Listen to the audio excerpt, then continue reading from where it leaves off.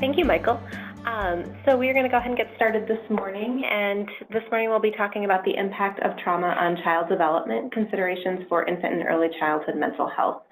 I'm Katie Lingris, and I am an assistant professor in the psychiatry department at the University of Minnesota, and I am a child psychologist by training, so my specialty is early childhood mental health. And this morning, I also have with me Dr. Becca Starr. Hi, I'm Becca Starr. I'm an early childhood development consultant. I got my research-based degree at the Institute of Child Development at the University of Minnesota. All right, so we'll go ahead and get started with the objectives, which hopefully you have seen already in the advertising of this morning's webinar. But we're going to be talking today about the different types of stressful or traumatic experiences, so we'll help to kind of distinguish and define those different types. We will also talk about basic early brain development concepts and then how trauma impacts those processes. And we'll be looking at, as well, at protective factors in fostering resilience among young children who experience trauma. And then we'll wrap up today talking a little bit about assessment and treatment options for trauma. So I do want to just give a little bit of a warning. We are obviously going to be talking about trauma and its impact on child development today. So we're also going to be asking you to reflect on your own experiences in your work and possibly your own personal experiences. And we realize that some of these experiences could be personal or triggering or difficult to think about. So please do take care of yourselves. Take breaks as you need to. Feel free to step away if you need to. Obviously, we won't know the difference, but for yourself, we definitely would like you to make sure that you're caring for yourself. And we'll talk more about that as we wrap up today as well. But to start out, we're also going to be using something called Pull Everywhere. So those of you who have joined the webinars before may have seen this used before. So this is just a little bit of a way that we can interact with you virtually. So if you are on a computer or a phone, you can access this link, pollev, POLLEV.com/Katie Lingris 801. And the link should show up on your slides for those of you who have the slides in front of you. If you did print the handout this morning, it won't be in that, but Michael was going to be typing that into the box, so you should have that as well if you have access to that. So what we're going to do is if you can go ahead and go to that link, I'm going to do a couple of just testers and make sure this is working. So for each of these polls that we'll be doing, you're going to see some things pop up on the screen.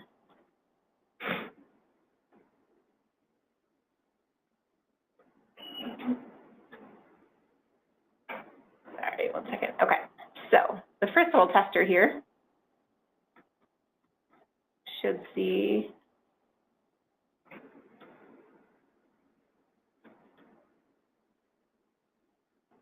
a picture on your screen that's a bunch of faces saying, how are we doing today? So you can go ahead and just click or point at how you're feeling today, and you'll see hopefully little dots, little kind of pins come up on different faces.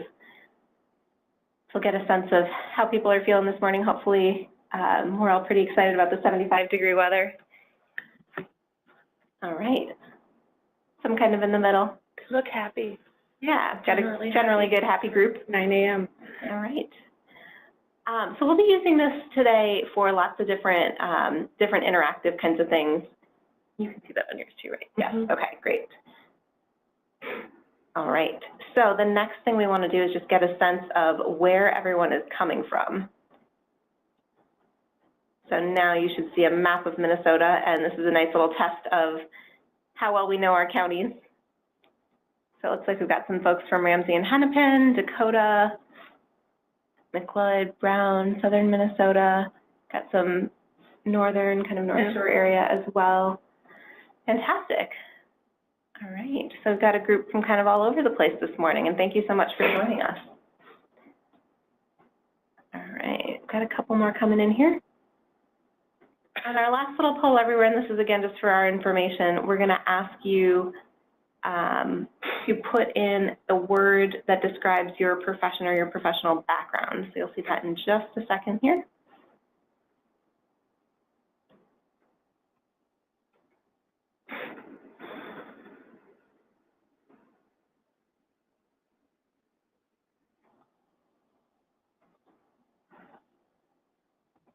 All right, so as you type in your words, you guys will see a little word cloud pop up. So we've got at least one person who's a nurse. And I believe, if I'm remembering correctly, that as people submit their professions, if there's the same answer more than once, those words will get bigger. So you'll get a sense of kind of what our audience is like today. We've got public health nurse.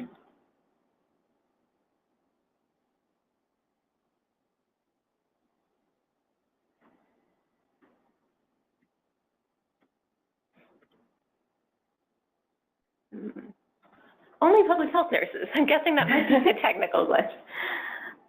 All right. Do you see how many people answered? Yeah, it doesn't unfortunately show me that. I see. But I can't see it either. All right, so we'll go ahead and move on because we've got a lot to talk about today. But this was just more for our information. It won't obviously change much about how we are going to be talking today. But if you do have questions, as Michael mentioned, you can definitely submit them through the question box. And we'll be using this poll everywhere a couple of different times today to kind of interact about some of the content as well.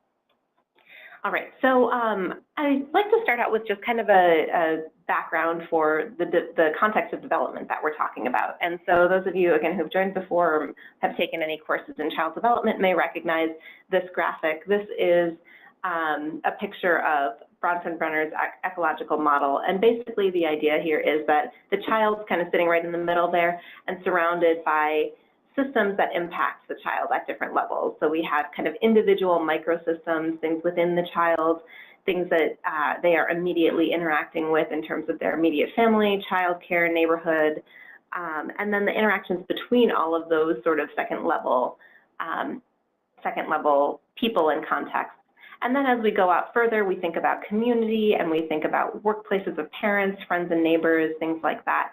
And then on the final circle on the outside, we have customs and values and laws, and all of these things can also impact child development. So we're going to be talking about some of these different levels today in the context of trauma, but wanted to just sort of ground everyone in this context for development. And the idea here is that obviously children are impacted by many different things that are going on, not only in their direct interactions in their direct lives, but things in the context in which they grow up.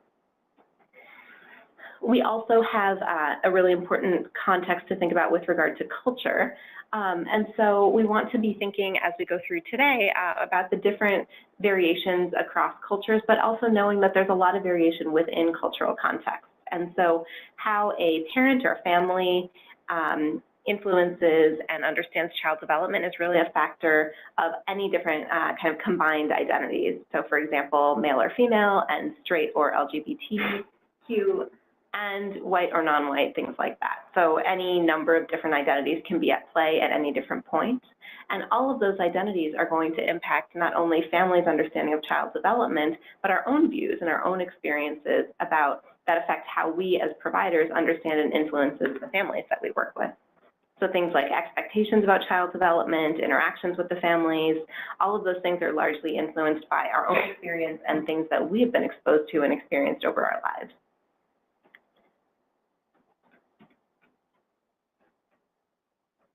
All right, so you can see this example here, the iceberg concept of culture, and there are a whole bunch of words on this slide, but basically the idea here is that a lot of what we kind of think about on the surface related to culture tend to be things like food, dress, music, celebrations, maybe language, but a lot of culture is actually under the surface, much like an iceberg here, as you see on the screen here.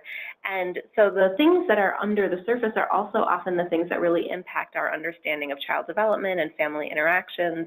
So these ideas here are kind of either right below the surface or sometimes really deep, kind of unspoken, unconscious, kind of hitting those emotional levels.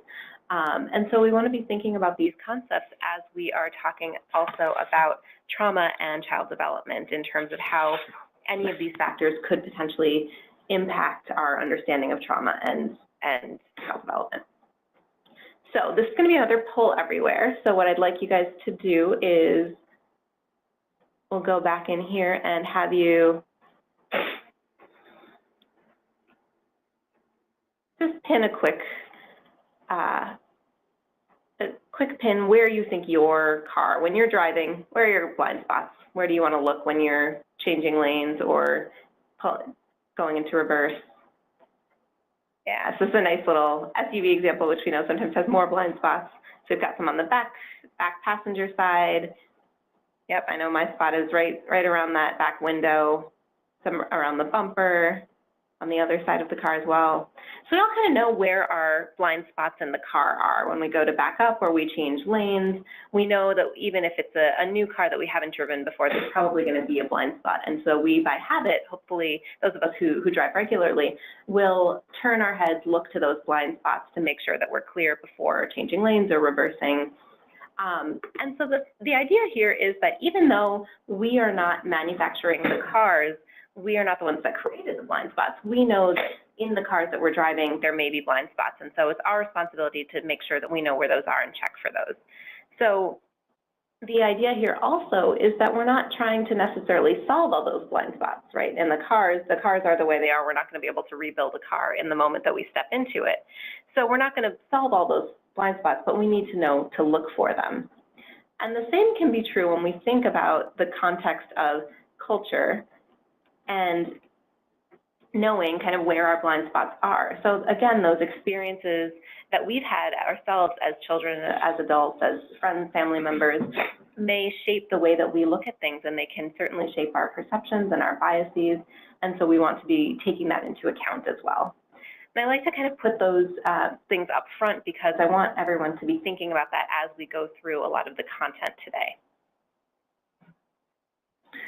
Okay, I'm going to give some background on something called adverse childhood experiences, which are also commonly called ACEs.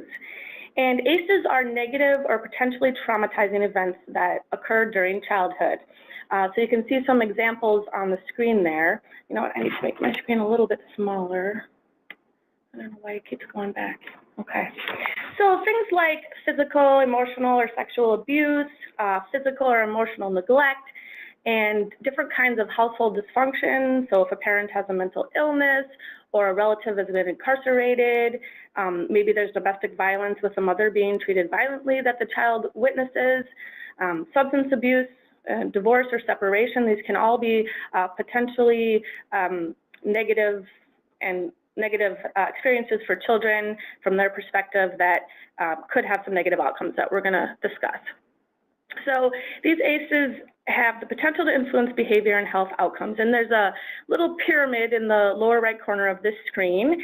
And I'm just going to kind of walk through that a little bit. As you can see at the bottom, we have these ACEs, or adverse childhood experiences.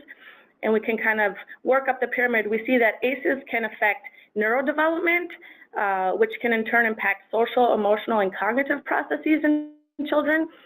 And then these can lead to the adoption of health risk behaviors or things like disease, disability, social problems. And then at the top, we ultimately have early death. Now, of course, there are lots of scientific gaps in the understanding of how these processes work and how they influence each other, and there are many factors. But the point is that we know that ACEs have the potential to impact behavior and health outcomes in a negative way, and these impacts can potentially last across the entire lifespan. So I want to show another graph, and we have, again, the ACEs pyramid on the left, but the one on the right is demonstrating that ACEs can also be affected by context and history. So Katie just talked about how we always need to keep in mind context, but something to consider is, you know, social conditions, local context can be thought of as kind of the level below the current ACEs occurring or the past ACEs occurring in childhood. They can be affecting what's going on in the family, and generational effects and historical trauma below that. So some of these things can, of course, be passed down through generations, and major historical trauma can affect for generations to come, and it's important to keep that in mind. And so I just want to talk about, I think they skipped the slide, but okay, showing prevalence. I just want to talk a little bit about prevalence. This is the pull everywhere. Sorry, that's what. So what happened? There's a pull everywhere in here.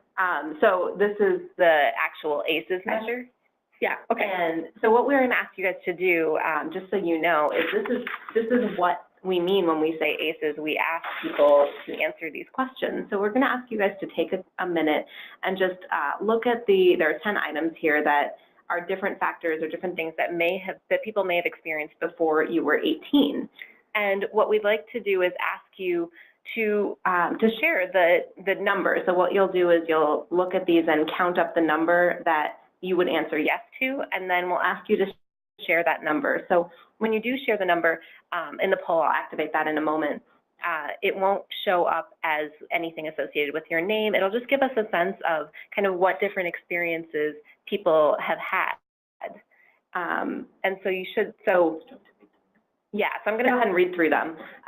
So the first one is, did a parent or other adults in the household often swear at you or insult you or put you down or humiliate you or act in a way that made you feel afraid that you might be physically hurt? The second is, did a parent or another adult in the household often push, grab, slap, or throw something at you, or ever hit you so hard that you had marks or were injured? The third is, did an adult or person at least 5 years older than you ever touch or fondle you, or have you touched their body in a sexual way, try to or actually have oral, anal, or vaginal sex with you? The fourth is, did you often feel that no one in your family loved you or thought you were important or special, or that your family didn't look out for each other, feel close to each other, or support each other? Did you often feel that you didn't have enough to eat, had to wear dirty clothes, had no one to protect you, or that your parents were too drunk or high to take care of you or take you to the doctor if you needed? The sixth one is, were your parents ever separated or divorced? 7, was your mother or stepmother often pushed, grabbed, slapped, or had something thrown at her, or sometimes or often kicked, bitten, hit with a fist, or hit with something hard, or ever repeatedly hit over at least a few minutes or threatened with a gun or knife? 8, did you live with anyone who was a problem drinker or alcoholic or who used street drugs? 9, did you have anyone in your household who was depressed or mentally ill or attempted suicide? And 10, did anyone in your household go to prison? So as we were reading through those, hopefully you were keeping your tally. And what I'm going to do is I'm going to go ahead and activate our next poll everywhere. And just to get a sense of kind of what, as I said, these will all come up anonymously. So you should be able to choose a number. So we'll ask 0, 1, 2, 3, 4, 5, or 6 plus.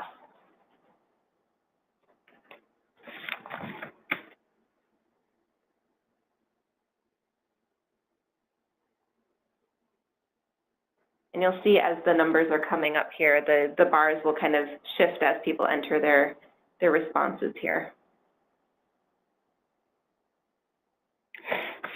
So it looks like we have a pretty big range here, and this is actually not surprising, especially in a larger group, but we have anywhere from several people who have none of these experiences, and we have some that have had more than 6, and there are a lot in between.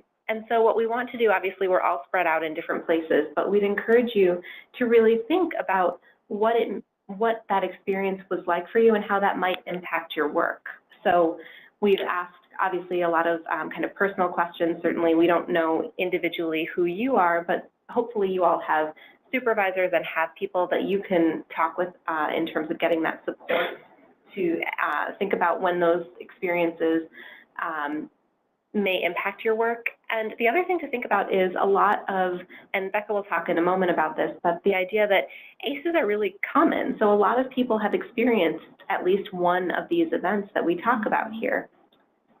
And the other thing to be concerned with or thinking about is kind of how the experience of not having any ACEs, not having had any of these experiences might be if you're working with a family who has 4, 5, 6, or even 2 ACEs that you may not have in common with them. So that may be something to kind of think about and reflect on in your work, in your supervision. Yeah, so we just saw in that poll that 75% of this group alone have ACEs, and this is demonstrating the prevalence of ACEs. So if, Katie, you could go to the next slide. Or the presentation. Hang on. Okay. So ACEs are very common. For example, there was a landmark study with over 17,000 participants, and these were largely white, middle class. You know, it wasn't all, you know, poverty or anything like that that we might sometimes think of or have these biases. And they found that 28% of the sample reported physical abuse, 21% reported sexual abuse. And in Minnesota, 55% of adults report that they have experienced one or more ACEs in their childhood. So it's definitely not, these adverse childhood experiences aren't something that we can just ascribe to certain segments of the population. They're really prevalent across the entire population. Another thing to know about ACEs is that they tend to cluster. So oftentimes, if you have one ACE, you're quite likely to have more than one ACE. So 40% of that original sample I just talked about experienced 2 or more, and 12.5% experienced more than 4. And in Minnesota, of those who have, if you have at least one ACE, then 87% will have more than one. So just know that if a child has experienced one of these kind of adverse events, they are likely to have also experienced more. And the effects of ACEs can be cumulative. So we have to think about the dose-response relationship. So it might be that, you know, one event might have impacted the child in a certain way, but 2 or more might actually be more than just summative, but kind of a synergistic effect. And we just don't know how those are going to impact. But there could be a strong relationship related to the dose. So here's just another graph kind of talking about the prevalence of the specific kind of ACEs that we've been talking about. And so you can see on the y-axis, this is up to only 30%, so it's not, you know, I want to keep it in perspective here. But on the right side, we can see that the most commonly reported types of ACEs are verbal abuse and someone in the family with a drinking problem. And then the sort of more rare ACEs are on the left side, things like incarceration or sexual abuse. So this just kind of gives you an idea of the prevalence of the different types of ACEs. And I'll just add too, this is in Minnesota, so these are the families and individuals from our state. Thank you. Okay, and so now I'm going to talk a little bit about links to later outcomes. So ACEs can increase the risks for poor physical and mental health. So for example, it can be an increased risk of lifetime suicide attempts, up to 2 to 5 times the amount. Lifetime depressive episodes can be an outcome, sleep disturbances, fetal mortality. There can be links to negative social consequences or behaviors. So some ACEs might be related to early initiation of alcohol use in kids, adolescents, higher risk of alcohol use as an adult, increased likelihood of prescription drug use, lifetime illicit drug use, dependency, self-reported addiction, and this can be up to 2 to 4 times more likely for children who have experienced ACEs, and high-risk sexual behaviors can be another potential outcome. And so, as I mentioned, this kind of stressors can be cumulative. So the more adverse event experienced, the greater number, the more likely the negative outcomes. So there's a study of 2 to 5-year-olds from the Durham Pediatric Public Health Clinic, and the sample here was 307. And they found that the prevalence of high magnitude of events, so things like the death of a loved one, that was about 21%. Grandparents and uncle, you can see there, like about 15% total. Death of others and a parent is 0.2%. A child hospitalized was 16.4%. Nearly 10% had experienced a motor vehicle accident, which can be considered a high magnitude event. A serious fall was another 10%, and burned 8%. And over half of young children, so 52.5%, experienced at least one major stressor. And remember, these are kids who are between 2 and 5, so this is a pretty important time in terms of development. Our previous webinar talked a lot about kind of the principles of child development, and so if you would like some background on that, you can certainly reference our previous webinar, but just kind of thinking about what it means for these types of events to be happening in those first 5 years can be really impactful. And you can see in the graph, it's kind of small, but there's a graph in the lower right corner, and the orange bars are showing the incidence of these high magnitude events that I just talked about, and the yellow are the kind of lower magnitude events, some of the other types of things. Oh, we're getting a few questions, which I'll talk about in a minute.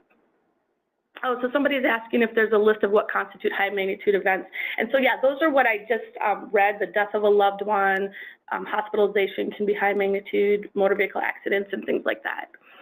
So, and then is there another resource? Yeah, it's slightly different than what we were talking about with ACEs, but a lot of these events are things that can kind of really impact child development and child's mental health. And the idea here is thinking about these types of events and their impact on the psychiatric disorders, which I think Becca was going to describe. So you can see, I don't know if you can read it, but on the y-axis it says it's the percent with a DSM-4 disorder. So they've been diagnosed with some kind of psychiatric disorder. And you can see that if you have 5 or 6 or more high magnitude events, it's way up there, you know, very, very, it's almost 100% likelihood of having some type of these DSM-4 disorders. And whereas as you can see on the left side of the graph, that if you've had fewer of these major stresses, of course, you're less likely to, it's less likely to result in these diagnoses. And, okay. Did we get all the questions answered? Well, there was somebody who's having trouble responding to a poll, and yes, that's it. Okay, so we'll hopefully get that fixed in the next part. Again, if you want to look back at the one of the earlier slides with the poll, it's pollev.com/KDLingris801 should take you to that link. But right now we don't have any polls going on, so hopefully everyone's on the same page with us at this point. Okay, and this is just another graph that shows increased risk factors, increased adversity can be related to developmental delays in children 0 to 3. So again, number of risk factors on the x-axis on the bottom here, and it's just kind of a steady upward line related to children who have developmental disabilities. So it's just another showing the relationship. Okay, go ahead. Okay. There are some important considerations when you're talking about children with minority or non-white status. And so, like I said before, ACEs aren't restricted to certain populations, but there are still kind of trends that we need to keep in mind. So we know that minority children are more likely to be poor and that traumatic events cluster in poverty. So that's something to keep in mind. We need to think about the cumulative impact of traumatic events, specifically for these communities. So if you're growing up in poverty, you have access to potentially lots of less resources. You may live in less safe neighborhoods. So one sort of factor can create many other factors that also potentially can put a child at risk. And I say potentially for a reason. We'll talk about that in a minute. Yeah, for sure. And so, yeah, they just might be more vulnerable due to these added risks, and they might have less resilience factors, which we're also going to talk about in a minute. So they might be less likely to have a trusting adult available at all times, things like that. And again, we can kind of think about the context. So it's not at all, in fact, their minority status or their non-white status, but the fact that if they are more likely to live in poverty, more likely to live in a community that might be unsafe, or have parents who are working 3 jobs and not available, then they're not necessarily going to have the same access to the adults. And it's not for lack of adult caring and love, but a lot of the resources or limitations in resources that go along with a lot of the kind of contextual factors that we're thinking about here. Okay, so just to put a visual on this, this graph shows how the prevalence of ACEs were related to race and ethnicity in Minnesota in 2011. So this graph shows the percentage of the different groups of having 0 through 5 ACEs. And so you can see that Asians and whites were the most likely to have 0 ACEs. You can see that over on the left side of the graph, in the gold bars are high. And at the other end of the continuum, you can see that African Americans and American Indians were the most likely to have 5 or more ACEs. You can see by the red bars, we're up near 20–23% for those groups. And the interesting thing too is, even though there are certainly some disparities across race and ethnicity, there also is a spread in each group. So as we talked about before, there's a lot of variability within any given cultural background or race or ethnic background. And so these are things that are impacting Minnesotans of all different backgrounds. We have a question. Are there any theories as to why Asians have lower ACEs? That is a great question. You know, I think that at least in Minnesota, when we think about kind of the rates of poverty and those impacted, we certainly think about kind of a wide range of race and ethnic backgrounds. And certainly we know in our state there are many immigrant and refugee populations coming from an Asian country. And so, so I would certainly expect that to be similar. But, you know, I think that there's really just a lot that we don't know at this point in terms of kind of the specifics across these different groups, because it's a relatively new way of looking at things. And we'll talk a little bit more, and actually just in a second, about what we don't know in terms of ACEs, because this is one of the important things we want to think about. Is the ACEs are something we talk about a lot in our state right now in the country, and we want to be careful about how we talk about those things. So there are a lot of things that we don't know. Yeah, so it's really important to keep in mind what the ACE score does not tell us. So first of all, this is guidance about the potential relationship between ACEs and behavioral and cognitive and all these different kinds of outcomes that we've been mentioning or will be mentioning more. This is not, we don't know that it's causal, okay? Correlation does not mean causation, and it's important to keep that in mind. Also, it doesn't tally, the ACEs score doesn't tally the positive and the protective factors that are available to a child or children. So, you know, it's quite possible that children experience many of these events, but they have, you know, trusting adults, and, you know, they're not in poverty, and they have good teachers at school, or, you know, getting some resilience and from their protective factors that they have around them in the child's immediate context. Also, we don't know details around the context of each of these experiences. So you saw we all just kind of reported, you know, were your parents separated or divorced, for example. And, you know, we all know there can be a huge continuum on the effects of separation or divorce, and depending on how the parents handle it and what the children witness. And that's also a great example of the guidance and not causality. So certainly those of you who've experienced, or know people who've experienced parental divorce, there are plenty of people who have that adverse childhood experience, but then go on to not have any impact later on. You know, in the immediate term, it might be, it certainly is a difficult experience for a child, but if families are able to work through it, and even sometimes when they're having difficulty doing that, sometimes children can still go on to, you know, not have any kind of social, emotional, or mental health impact in the long term. And of course, the duration of the experience, so dosage matters. You know, if there was one experience of abuse, or if the abuse continued for years, likely to impact outcomes differently, of course.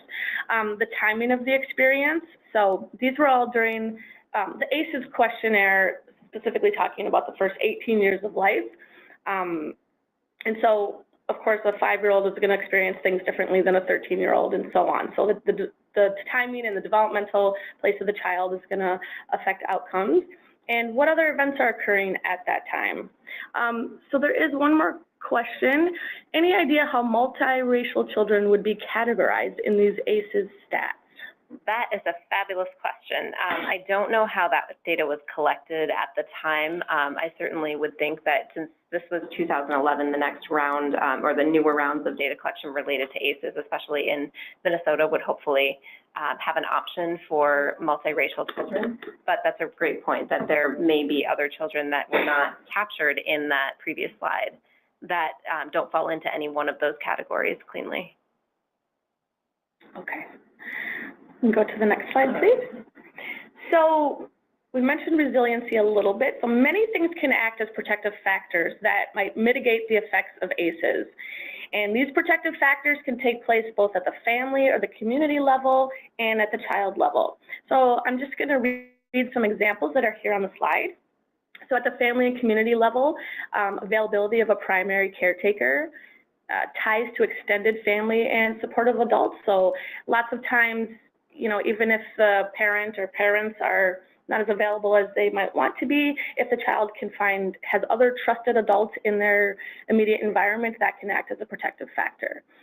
High expectations of the child, consistent family rules, well-balanced discipline, family routine, rituals, and stability. These are all kind of examples of a stable household. Pre-traumatic level of stress and coping. So if it's kind of new stressors and they haven't had a lot of past, and the dosage is not high, they might be more resilient.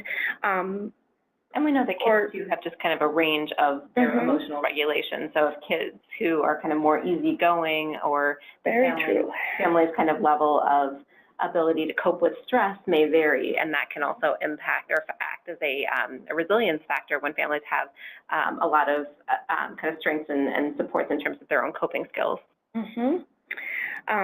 Other forms of social support, perhaps peers, cultural identity. So so links to having your own cultural identity to your cultural, ties to your cultural background has actually been shown to be really protective. And so we often talk about it kind of in the ways that we did just before about kind of differences and how disparities might vary across cultural backgrounds or race, ethnicity. But it's actually something that can be a really protective factor as well, to have ties within to your community or your cultural background. And then thinking about protective factors within the child, so the age of the child could make a difference. And like Katie just mentioned, flexible temperament. We all know that different children have different kind of natural temperaments that are going to affect how they respond to a situation. Secure attachment to a primary caregiver, robustness, I don't know what that, regulatory capacity, that's like behavioral regulation, emotional regulation, things like that kind of goes along with temperament. Strong cognitive, problem solving, and verbal skills, positive self-esteem, and mastery motivation. So these are all kind of where the child is developmentally in terms of social, emotional, and cognitive processes can be protective factors in some cases. Okay. So you want to, I can read it.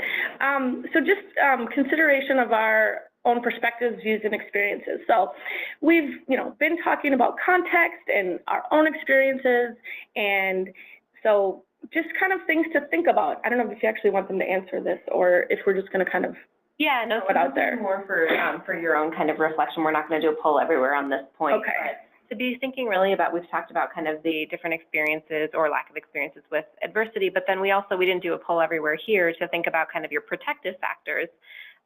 So we'll just ask you to kind of reflect on your own and think about, whether anything surprises you, anything on that list that you wouldn't have thought of as a protective factor.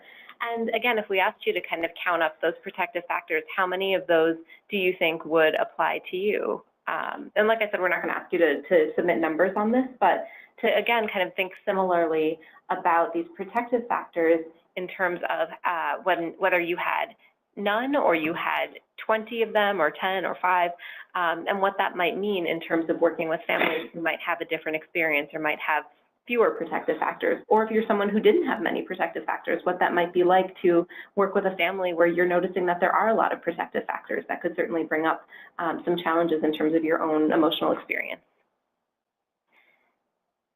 Okay, so we're going to switch gears a little bit, and when I say switch gears, I really mean kind of extend the conversation, because you might be wondering why we spent the whole kind of first bit here talking about ACEs, and now we're just getting into trauma.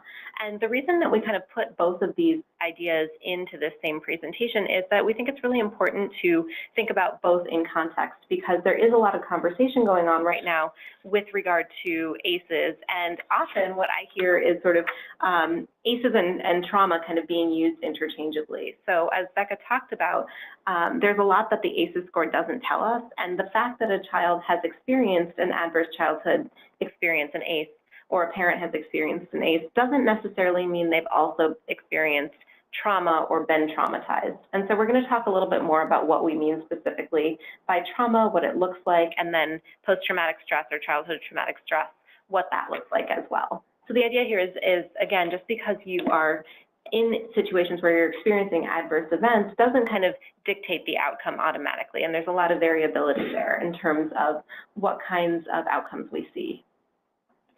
So just to kind of get us all this on the same page in terms of definitions, there are lots of different types of stress, and actually stress can be a positive thing. So if we think about taking an important test or going out to a new place, we might have a little bit of nervousness, we might feel a little bit of stress about that, but that type of stress can actually be positive, especially if we think about taking a test, for example, that can motivate us, that can get our blood going, get us to wake up in the morning and get ready to kind of sit down and take that test. But then there are also kind of this middle ground types of stress, which we call tolerable. So these are serious events, but they are usually temporary and they're buffered by supportive relationships. So things like loss of a loved one, a natural disaster, or even a frightening injury could be certainly stressful, but those things can be temporary, and most importantly, they're buffered by those supportive relationships so that the stress becomes tolerable rather than what we call toxic, which is kind of the highest level. And this is where we have kind of these prolonged activations of a stress response system, which we'll talk about more in a little bit. And the biggest piece here is that there's an absence of protective relationships. So, for example, recurrent abuse or chronic neglect, caregiver mental illness or substance use, violence or repeated conflict are all situations where the protective relationship is also being impacted. So not only is the child experiencing or witnessing something, they're failing to be protected from and have that buffer for that experience. So we're going to do another poll everywhere here, and what I'd like you guys to do is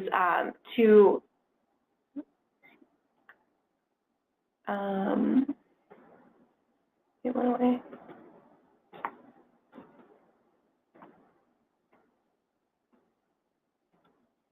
Sorry, I'm trying to get back into. Michael, I might need your help here. Can you see? No, that didn't come up. There's supposed to be a link. Yeah, the option that I was using is to switch between things disappeared. Oh. So let me see. Here it comes. Sorry. This view changed somehow, and I don't know how.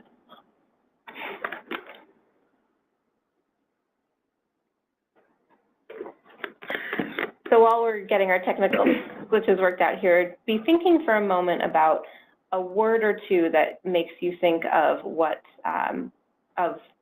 trauma would look like, or what we mean by trauma.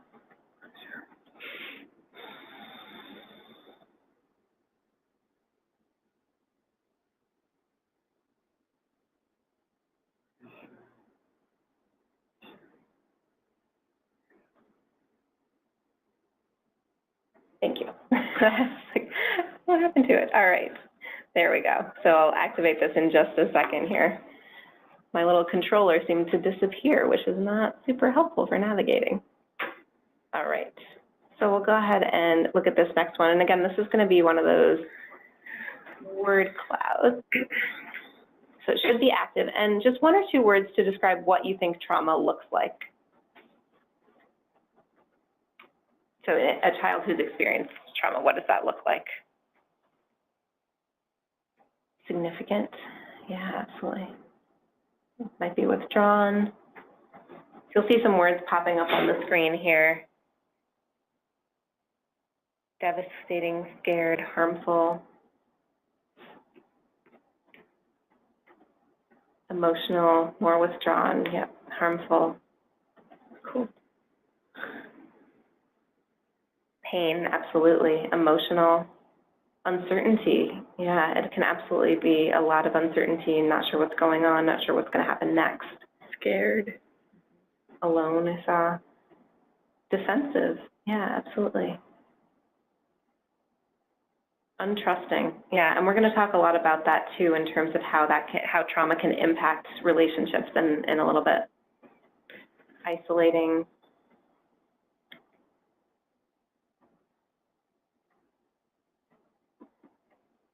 All right, so it looks like most people have submitted words. Thank you guys all for thinking about that.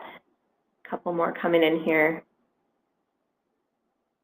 Angry, yeah, absolutely. So trauma often can come with anger, pain, being scared, having lots of different emotions going on here.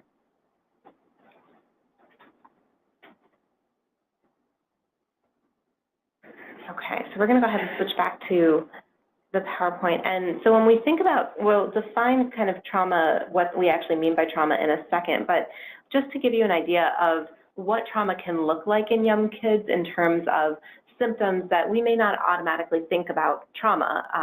So kids 0 to 2, we might see poor verbal skills, we might see memory problems, we might see lots of crying or screaming, we might see changes in appetite, weight, digestive problems. None of these things on the surface automatically would make us think trauma, but they are certainly things that can be impacted when a young child has experienced trauma. And then when we think about a 3 to 6-year-old, we might see some difficulties focusing or learning, some learning disabilities even, poor skill development, acting out, so aggressive behavior, either verbally or physically aggressive, might be actually imitating an abusive or a traumatic event. They might have difficulty trusting others, either adults or making friends with peers. They might actually think they're to blame for the traumatic event. They might lack self-confidence.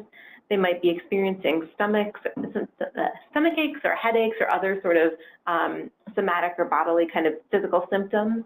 And again, all of these things individually may not make us think trauma, and certainly not every child experiencing trauma would show all of these things or every one of these things. But what we want to be doing is when we see behaviors like this or kind of a child who's experiencing some of those, exhibiting some of these things, we might be starting to question, is there something that happened to this child? And so that's another thing. We'll talk more about kind of shifting the frame here about instead of thinking what's wrong with this child, a child who's crying excessively, what's wrong with you? We might think, what happened to you? Why are you crying excessively? So in terms of defining trauma, a traumatic event is a frightening, dangerous, or violent event that poses a threat to a child's life or bodily integrity. And witnessing a traumatic event that threatens the life or physical security of a loved one can also be traumatic. And so for young children, a really important factor here is that the sense of safety depends on their perceived safety of themselves and their attachment figures. So again, it doesn't necessarily mean that the threat is actually real. A child could experience a threat and perceive it as traumatic, and then that automatically becomes, or that can become a traumatic event. And these traumatic events are things that cause an overwhelming sense of terror or helplessness or horror. So we can see things like physical effects like a pounding heart, rapid breathing, trembling, and these kinds of events tend to overwhelm a child's available coping strategies. So there's some examples of traumatic events here just to give you an idea of what we mean. And you'll notice there is some overlap with the ACEs, but again, it doesn't necessarily mean that every one of those ACEs becomes traumatic. So this is where we go back to that definition of the impact and whether it overwhelms their ability to cope, whether it overproduces these physical effects or not, and kind of their perceived safety of themselves and their attachment figure. So things like physical or sexual or psychological abuse or neglect, natural or technological disasters or terrorism, family or community violence, sudden or violent loss of a loved one, a prolonged or unexpected separation from a primary caregiver, substance use disorder, either personal or familial, refugee and war experiences, including torture, serious accidents or life-threatening illnesses, medical trauma, military family-related stressors, so things like deployment or parental loss or injury, and historical trauma. So you'll notice not all of these are on those items that we shared before in the ACEs questionnaire either. So this is another example of ACEs not necessarily capturing everything. So a medical trauma, for example, could very well be traumatic for a child, could be an adverse experience, and could have a longer-term impact in lots of different ways, but it's not something that the ACEs questionnaire currently asks about. We also know that there are populations that are at greater risk for experiencing trauma and traumatic stress, so intergenerational or historical trauma in populations that have experienced that, serious mental health concerns or substance use, economic stress, military and veteran families, children with intellectual or developmental disabilities, homeless youth, LGBT youth, and youth in foster care. So we're not going to be talking specifically about any of those populations, but I just wanted to give you an idea, especially if you work with families that have identities related to any of these populations. Definitely something to be thinking about, and there is a link on our slide to the National Center for the Traumatic Stress Network, National Child Traumatic Stress Network, sorry, that kind of talks in detail about each one of these populations and how we might want to be thinking about supporting people who are identifying with any of these populations. Okay, so things that can kind of show up when we are thinking about child traumatic stress is we often see these symptoms when reminded of an event, but they may not always be linked to a reminder or a trigger. So we can see traumatic stress reactions in things like intense or ongoing emotional upset or dysregulation, depressive symptoms or anxiety, changes in mood, behavioral changes, difficulty with self-regulation. So one really common thing that we'll talk later on about is children who may seem like they have ADHD and have difficulty regulating their bodies in space and sitting still, paying attention, often are children who may have experienced trauma, and so they can often get labeled as ADHD when in fact there's something else underlying that.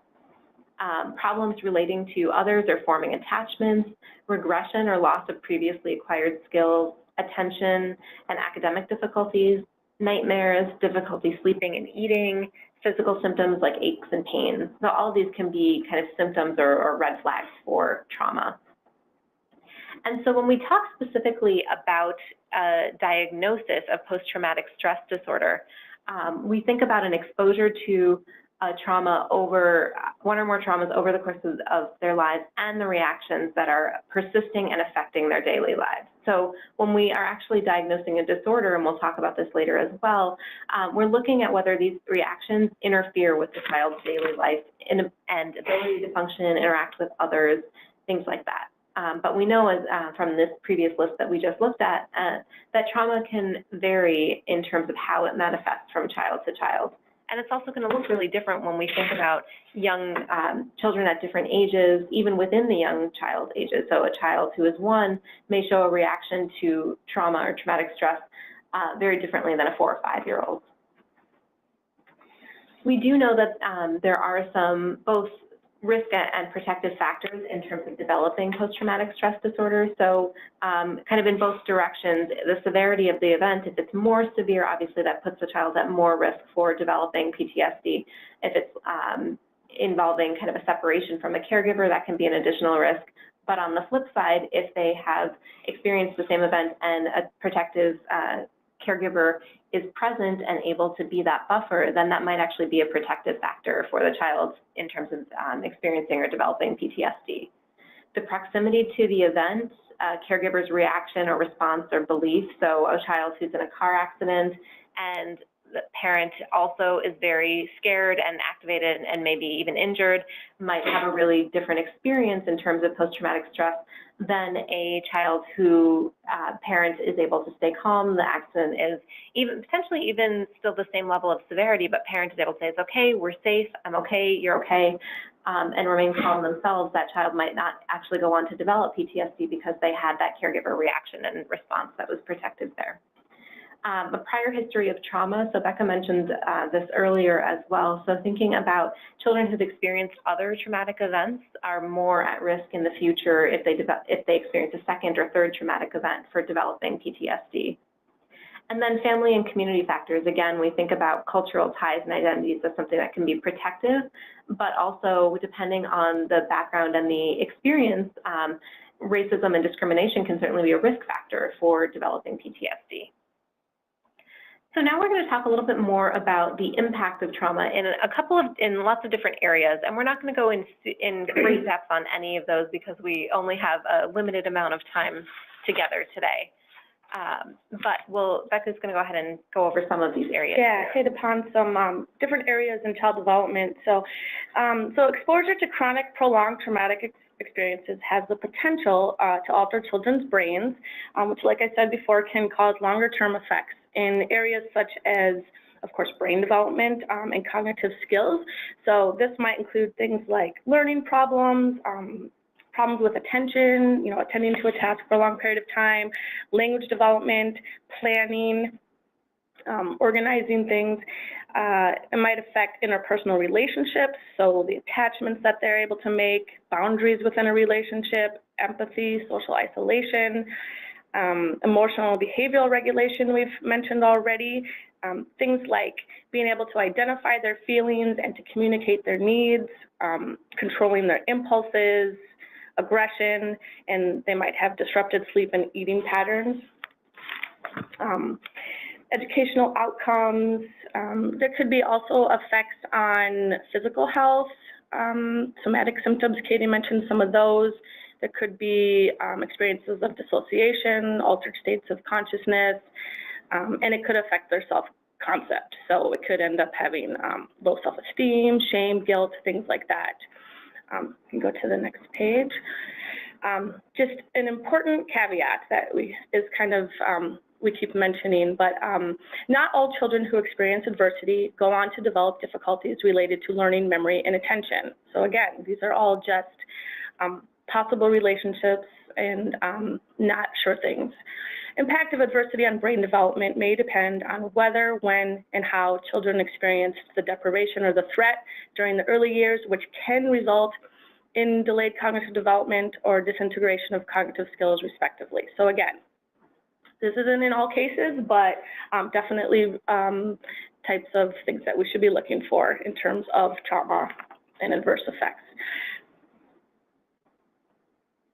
Okay, so I'm going to start with a little bit of impact on biology. So stress and trauma can affect functioning at any age, but in children, it can affect the way the brain develops. And I'm going to talk in a minute about this a little bit more. But we know that brain development is extremely rapid in those first few years of life, so it's an especially critical period to be thinking about these possible effects. So there could be changes to the structure, the actual structure and chemical activity in the brain. And so it can actually lead to decreased size of the brain structures and how rapid the connections are. There can be impacts on emotional and behavioral functioning. So the body might start to stay activated to accommodate perceived danger and fear, kind of an oversensitivity to stressful situations. So for example, healthy brain development includes situations where a baby will babble and gesture or cry, and those communication modes bring reliable, appropriate reactions from their caregivers. And these back and forth interactions between a child's needs and a caregiver's response, is sometimes referred to as serve and return, will strengthen babies' neural pathways regarding how these social interactions work and how to get their needs met, both physically and emotionally. But if children are living in a chaotic or threatening world where caregivers are responding with abuse or they're frequently not providing any response, the baby's brains might become hyper alert for danger or not fully develop in the normal, typical way. And the neural pathways that are developed and strengthened under negative conditions are preparing children to cope in that negative environment, and their ability to respond to nurturing and kindness might be impaired. And it might affect traumatic memories. So trauma memories might be different than other kinds of memories, so they might be more focused on the emotional, sensory states. And it's important to remember that very young babies remember too. They can encode and consolidate and remember things, even if it's hard to measure memory in babies, so we kind of forget that they might form long-term memories, but they do. And in terms of the biology, a lot of the times the young babies kind of remember, we say in their bodies, so they're not necessarily forming a clear picture in their minds the same way that we have memories as adults. Like a physical memory, yeah. But they have a physical memory, right? So they're kind of getting activated physiologically, and we'll talk more about that in a few minutes. Mm-hmm. And trauma triggers might impact behavior, so understanding the impact of trauma can help us interpret behavior and interactions and inform our response. So paying attention to those behaviors. Okay, so like I said, so the environment is particularly important during early brain development. There's a very rapid development of brain architecture in the first few years of life.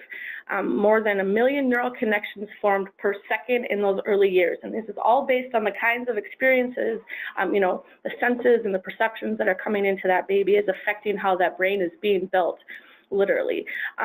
Connections that are used a lot grow stronger and stronger, and those that aren't used will disappear through a process called neural pruning.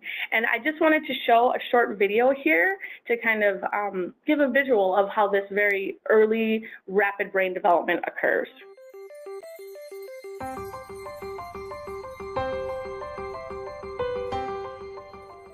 A child's experiences during the earliest years of life have a lasting impact on the architecture of the developing brain.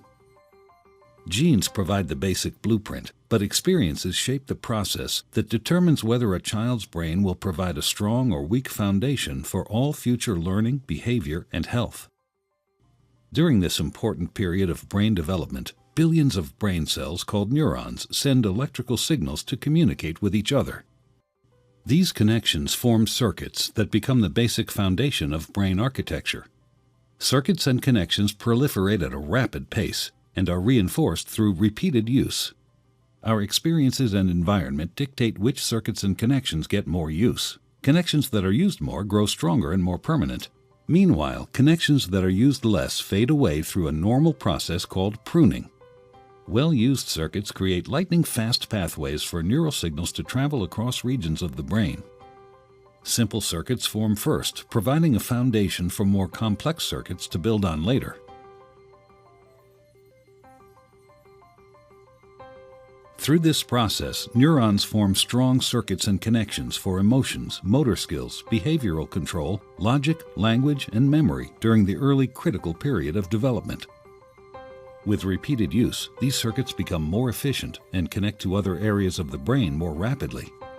While they originate in specific areas of the brain, the circuits are interconnected. You can't have one type of skill without the others to support it. Like building a house, everything is connected, and what comes first forms a foundation for all that comes later.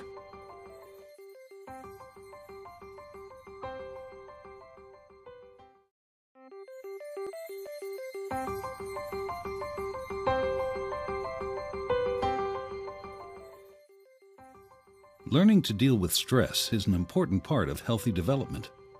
When experiencing stress, the stress response system is activated. The body and brain go on alert. There's an adrenaline rush, increased heart rate, and an increase in stress hormone levels. When the stress is relieved after a short time, or a young child receives support from caring adults, the stress response winds down and the body quickly returns to normal. In severe situations, such as ongoing abuse and neglect, where there is no caring adult to act as a buffer against the stress response stays activated. Even when there is no apparent physical harm, the extended absence of response from adults can activate the stress response system. Constant activation of the stress response overloads developing systems, with serious, lifelong consequences for the child. This is known as toxic stress. Over time, this results in a stress response system set permanently on high alert. In the areas of the brain dedicated to learning and reasoning, the neural connections that comprise brain architecture are weaker and fewer in number. Science shows that the prolonged activation of stress hormones in early childhood can actually reduce neural connections in these important areas of the brain at just the time when they should be growing new ones. Toxic stress can be avoided if we ensure that the environments in which children grow and develop are nurturing, stable, and engaging.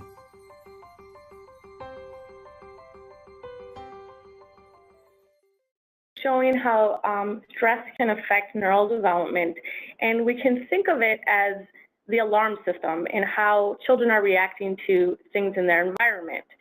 So let's say you had an acute episode of threat, just sort of in a normally developing child. Brain releases hormones that help the body respond to threat. So I think we've probably all heard of the fight or flight reactions of the autonomic nervous system. You might fight, flight, or freeze, normal reactions, but then if the threat is removed, everything returns back to normal. But under chronic or repeated threat, if a child has experienced kind of constant perceived threats, brain releases hormones that help the body respond to that threat in the same way, so fight, flight, or freeze. But if the threat continues or is repeated, that alarm system will stay on high alert.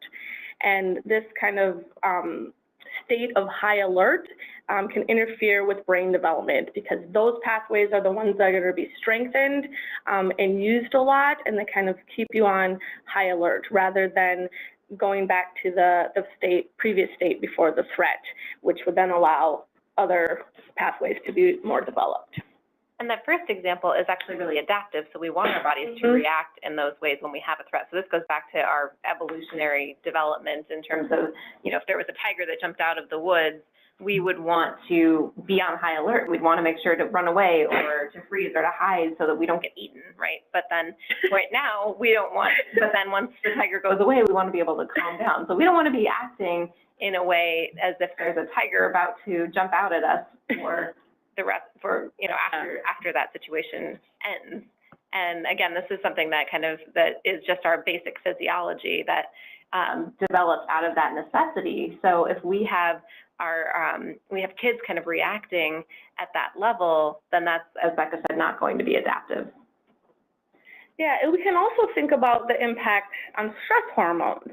So it's the same kind of thing. So cortisol is kind of the primary stress hormone, and cortisol levels show natural variation throughout the day in everyone, and are affected by different things happening in the environment.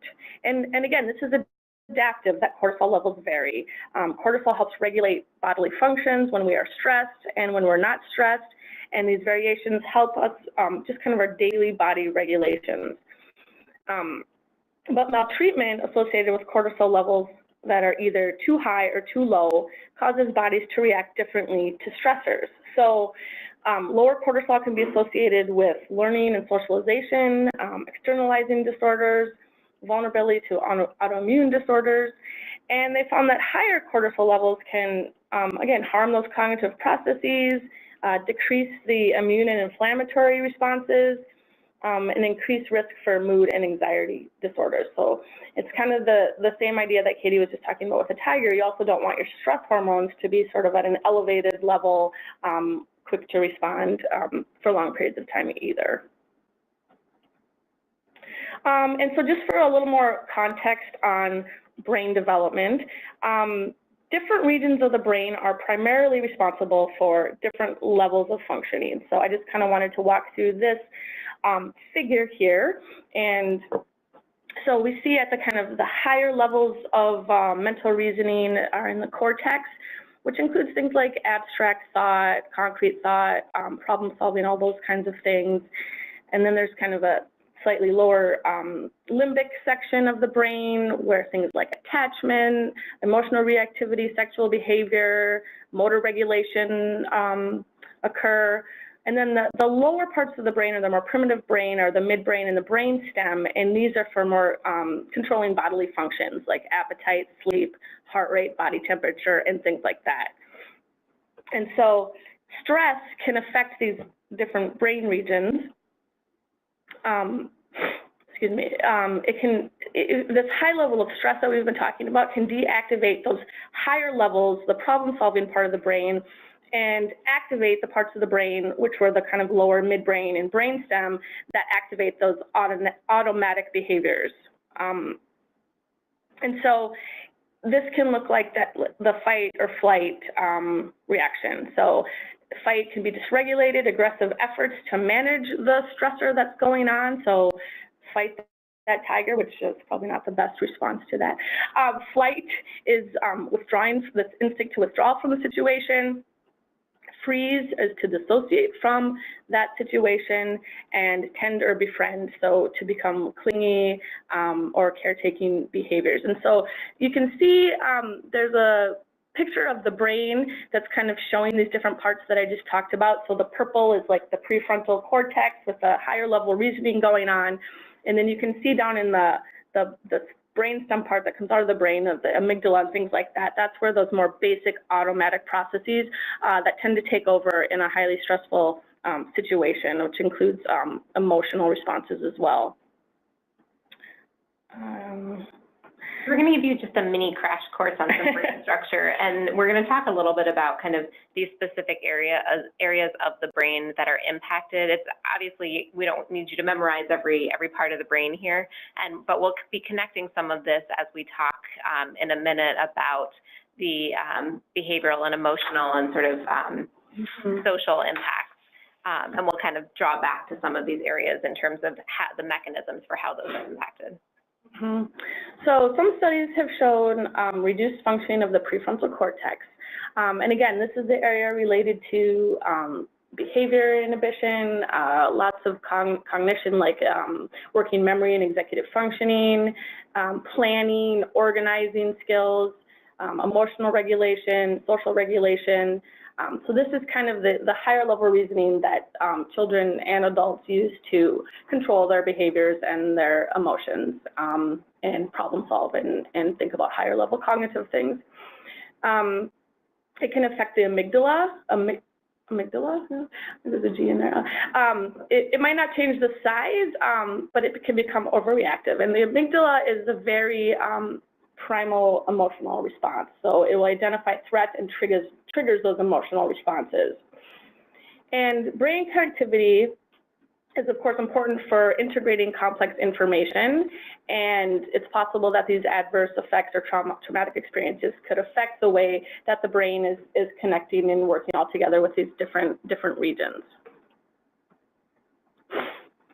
There's also evidence for reduced hippocampus volume. And the hippocampus is related to learning and memory consolidation. And in a minute, I'm going to give some examples of how these traumatic events could affect memory. Also involved in returning those cortisol levels back to normal levels after a stressful event. So the actual brain structures underlying these could be physically changed by these effects, adverse effects. Decreased corpus callosum volume. So the corpus callosum are those kind of like a tunnel that connects the two sides of the brain, responsible for communication of the left and right hemisphere, involved in emotion, arousal, and higher cognitive abilities, and that can decrease in volume, and also the cerebellum. And the cerebellum is that kind of cauliflower-looking piece in the sort of midbrain in the back that is involved in motor behavior. Go ahead. Did you have something to add? Yeah, no, I was just going to say, so the thing that we want to think about now that we kind of gave you this really brief crash course in the different structures that are impacted is how does that actually look? So we're going to talk a little bit more about the processes of thinking and learning and emotions and things like that all rely on these areas of the brain. Yeah, so I mentioned executive functioning, working memory, inhibitory control. And these are the functions that are based in the prefrontal cortex. And so what this might look like in a child is, you know, they might be at school and they might not be able to pay attention to an assignment or a task for as long as they're maybe being asked to. They might get fidgety. They might need to kind of change gears and do something else. They might have trouble organizing, planning, and problem solving. So they're trying to get out the door to go to school, and they might grab their backpack and get out to the front yard and realize that they've forgot their lunch and come back in, and because it just wasn't all really kind of concretely planned in their head. They might have trouble with working memory, which is the ability to both remember and process information at the same time during an activity. So it might be difficult, for example, for a child to remember a teacher's instructions as they're completing the assignment. That cognitive load might just be too much for them if they have working memory or executive functioning deficits. Okay, go on. And I've briefly touched upon the impact of memory. There's a lot of different research on the impact of memory for traumatic events. And of course, traumatic events are very hard to study because you can't create a traumatic event to see how they respond to it. But there have been studies done on naturally occurring traumatic events. And there is some evidence that traumatic events are remembered differently than non-traumatic events. And, you know, this could have to do with the effects on the hippocampus and the amygdala, which were those memory, consolidation, and emotional, the emotional aspects that are controlled by the amygdala. So just one example, there was a study done I don't know if anyone remembers, a major tornado went through St. Peter in about 1997 or 1998, and it was very devastating to the town. And some researchers from the university went down there and did a lot of interviews with the children and the families after that tornado, and they found that children's narrative recollections of a devastating tornado were longer and more coherent and more complete than those for non-traumatic events that they had experienced. So there's some evidence that they're remembering traumatic events in a different way from events that are not traumatic. I think go to the next slide. And so there is some impact on memory. So if you're thinking about cortisol again, the cortisol levels might also be related to how these memories are being formed. So instead of helping the person's sympathetic nervous system or the stress response calm down, they might strengthen the consolidation of memories, which could partially explain the formation of traumatic memories, flashbacks, or triggers. And so there's mixed evidence because, again, it's difficult to study. There's some evidence that points to memories being strengthened, but it might be sort of certain aspects of the memory that are strengthened. So like the ones that have a high emotional value, or they might be more focused on sort of the central aspects of the event and forget the details, and those things could be heightened. And of course, we know there's kind of the other view of instances of actually repressing and not recalling traumatic events. So it's a very complex literature, but just to keep in mind that traumatic events could definitely be remembered in different ways than a non-traumatic event for children. And this can also, like we said, kind of help us think about how children think about or have memories or don't have memories of those traumatic events, particularly thinking about a child's memory being different potentially than a parent's memory. So a child's perception or experience of an event will likely result in encoding memories and kind of remembering those memories based on their own experience. So a parent might have a very different memory of the same experience, or a child might really hone in on one particular component of an experience. So in a domestic violence situation, for example, it may be that the child was, in a different room, and parents think, oh, they didn't see anything, they don't remember, but the child was kind of peeking out the door or looking under the door and saw a plate getting thrown and didn't see where it landed, but saw mom on the other side of the room. And so the memory for the child might be, I'm not sure if my mom's safe because I saw something that got thrown and I couldn't see mom. And then mom's in another room knowing exactly what happened and that she was safe the whole time. But now that memory has been experienced and encoded by the child completely differently. And we know from a trauma standpoint and a PTSD standpoint that it's really important to be thinking about the child's experience and their perception of that safety as compared to the actual event. So we're going to wrap up this, the cognitive and brain development component with this example here. And I heard this recently in a talk, and I just loved it because I think it's something that we can use with families really easily. You don't need any fancy brain models or pictures or props. And the idea here is that we can actually make our hand into a model of the brain. So you can see on the slide, there's a picture of kind of what this looks like. So if you hold your hand out open in front of you and you put your thumb in, then what basically we think about the thumb as kind of that amygdala area, what that integrates emotion and behavior and sort of controls all of our emotion-related behavior and activity. And then our fingers, the remaining four that are up, are kind of that prefrontal cortex, that higher level thinking that includes things like planning and organization and reasoning and regulating that emotion that's underneath. So when you close those fingers and kind of make a fist with your thumb underneath your fingers, then we have a little model of the brain here. And we can show this to families and think about it as kind of how our brain looks when we're regulated, right? Our prefrontal cortex is working, it's covering up that emotion, it's helping it think through. But when we get excited, when we get activated, when we get upset, we can kind of flip our lids. And so you can see in the picture, the fingers kind of go up, and we can show families, we literally flip our lid, and we no longer have that prefrontal cortex piece working for us in regulating those emotions and anxiety or anything that might be going on. And that's where we have those fight, flight, or freeze kind of responses. And when we have either impacts to the prefrontal cortex functioning, or when we're not able to access the skills that we do have there, then we're not able to regulate our emotions. And so this is a really nice model of sort of how all of those different details we talked about related to brain structure and connectivity and cortisol and stress hormones, how all of that actually looks from a really simplified perspective. And I think that's a really helpful way to think about it in terms of explaining to families who may not have that same background. And as I mentioned, we're going to be moving into kind of thinking about what all of these the brain development impacts actually look like in real life. So impacts on behavior, social emotional functioning. And so we think about kind of, especially in early behavioral functioning, we can think about the impact of trauma as looking like disruptions in biological rhythms. So that's one of the kind of key things to be looking for. So disruptions in eating or sleep, or regressions in toileting, or changes for those who are toilet trained. And then we also can see sometimes that toddlers and preschoolers can engage in that sort of fight or flight response when they perceive danger. So we might actually see that play out as recklessness, maybe even being accident prone or kind of running into things a lot. Not having a lot of focused exploration, maybe some hyperactivity. And again, this is where we see often kids who come in with questions about ADHD when really, in fact, it's been trauma because they are acting in a way that seems hyperactive.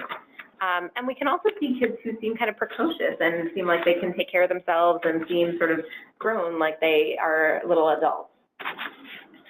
And in terms of impacts on early relationships, we know that Becca mentioned earlier that those serve and return interactions are really important for brain development, and those types of interactions are really related to attachment and caregiving processes. So when a child experiences trauma or their parent experiences trauma, we can really see those attachment relationships and those serve and return interactions become disrupted. And that can result in more likelihood of having insecure attachment, or just or difficulty trusting other adults or other peers even. And the interesting thing to think about here is PTSD is one of the only disorders that really kind of speaks to a breakdown in a social contract. So this idea that we have adults who take care of little kids, and so when kids experience trauma, basically something went wrong in that system. And so it's kind of an automatic impact in their trust and relationships and their experience of relationships that they thought were trusting and thought that adults would protect them. And we know that that's not always possible when there's traumatic situations that have occurred.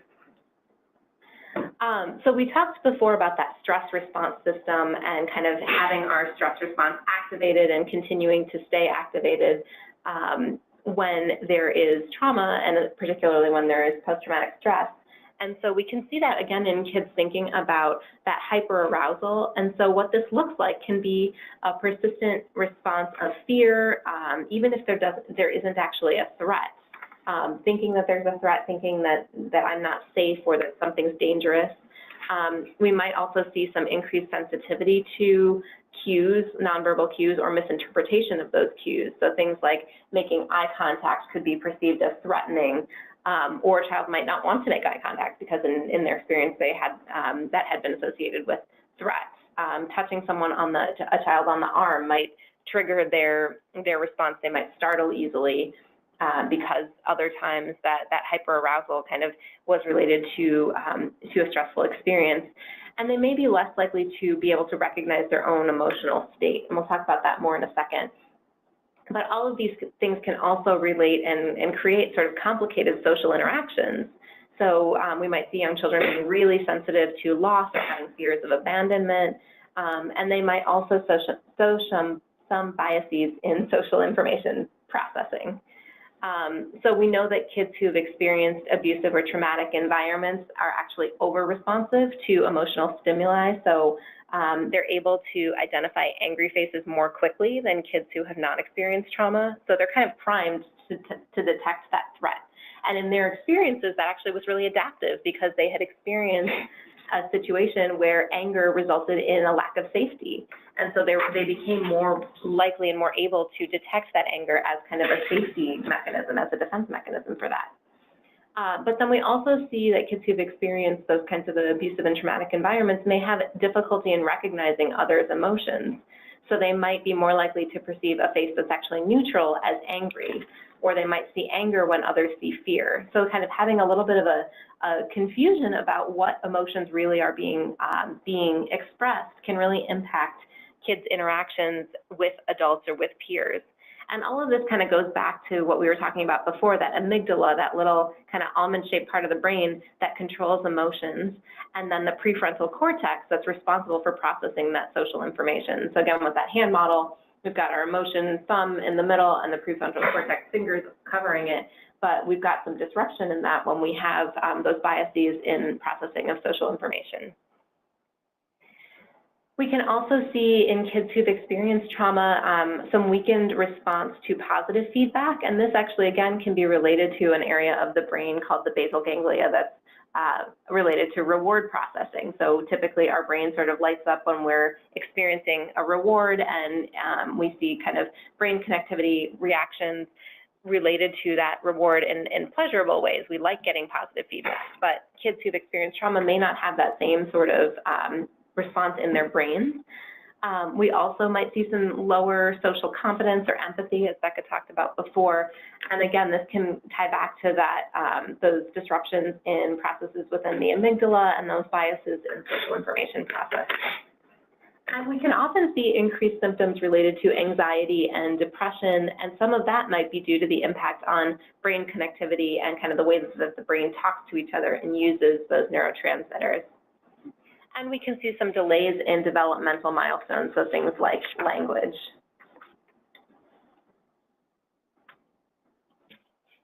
Okay, so the impact on educational outcomes is also something we want to think about. We know that kids who've experienced trauma can have some difficulties, as we talked about, in self-regulation, managing emotions, paying attention, building trusting relationships with adults and with peers. So all of these things are things that are critical to learning in a school or academic environment. And we know that trauma can also impact learning and academic performance, things related to attendance and communication. So for example, we know that kids who've experienced maltreatment has been associated with increased rates of special education, grade retention, lower grades. And again, we want to be thinking about, some of those cultural contexts that we also know that kids who are from a non-white background are also more likely to experience special education, grade retention, lower grades, not necessarily because of their racial or ethnic identity, but because of the context that they're growing up in, which also can be more, create more risk for trauma. So it creates this complicated picture here.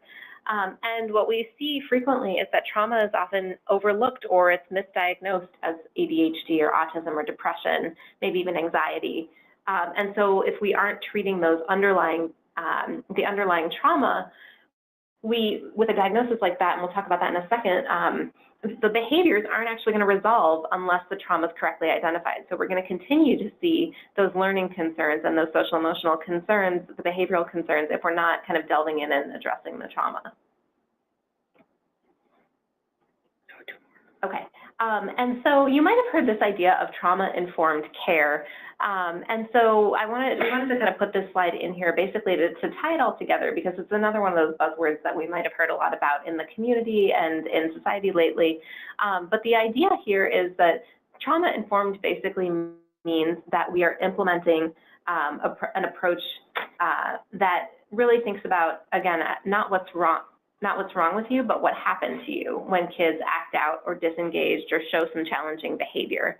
And so by thinking in a trauma-informed way and making systems, training systems and people within those systems to think in that way, we can help to break that cycle. So if we are thinking about trauma as creating some emotional or psychological damage, which then creates behavioral problems, those behavioral problems, if you just look at the behavior, are often punished, which creates an additional experience of trauma and can actually re-traumatize a child who was engaged in learning and finding success in school, and then that furthers that cycle. So by thinking in a trauma-informed way, we're able to break that cycle, and rather than punish those behaviors, we're able to treat the behaviors with the support and the services that might be needed. So we know that schools and home visiting systems can provide an important component of safety and stability and connections to caring adults that can also help to break that cycle. So just a few elements here when we think about trauma-informed systems, what this actually means. And again, I put this in there because I think we talk a lot in a lot of different ways about a trauma-informed care, trauma-informed systems, and so these are sort of some basic principles that the NCTSN thinks about. So one is kind of screening routinely for trauma exposure and symptoms, so we know to be looking for that in the first place. Implementing culturally appropriate evidence-based assessments and treatments for traumatic stress and those symptoms that we might detect through the screening. Providing resources for children, families, and providers particularly important here, on trauma, its impact, and treatment options. So we're not only giving out information to our families and the kids, but the people who work with them so that we're coming from that trauma-informed framework. It's also critical to kind of build on the strengths of children and families that are impacted by trauma. So again, going back to that idea of protective factors and how that can be important for kids who've experienced trauma. We also need to address parent and caregiver trauma. So we'll talk in a second about parenting and how that can be impacted. That could be a whole webinar in and of itself, but something to be thinking about in a trauma-informed system. And collaborating across the systems to coordinate care.